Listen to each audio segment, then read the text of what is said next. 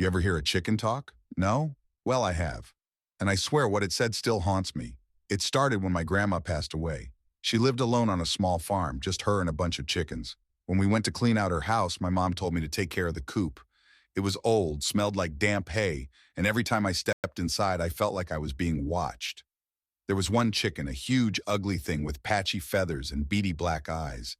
It would just stare at me, never clucking, never moving, just watching. One night I heard something outside my window, a soft scraping sound.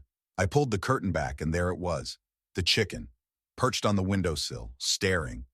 I tried to shoo it away, but then it spoke. "She's still here." I froze. The voice was raspy, almost human, but not quite. My heart pounded as the chicken cocked its head, eyes glinting. "What?" I whispered. "She's still here." The chicken blinked. "You shouldn't have come back." I slammed the window shut and ran to my parents' room. They brushed it off, saying grief was making me imagine things. But I knew what I heard. The next night, I locked my window. But at exactly 3 a.m., I woke up to the sound of clucking. Not outside, inside. My blood ran cold. I turned my head slowly and saw the chicken standing in the corner of my room. "She wants you to leave," it rasped, "before she wakes up."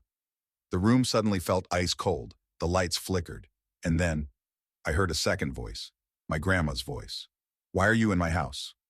The closet door creaked open and I swear I saw a shadow move inside it. I bolted out of the room, screaming for my parents. The next morning, we packed up and left. My mom refused to talk about what happened, but I saw the fear in her eyes. A few weeks later, the farm was torn down.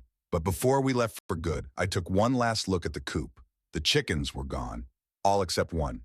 It watched me as we drove away. And just before we turned the corner, it smiled. Would you stay a night on that farm? Let me know in the comments.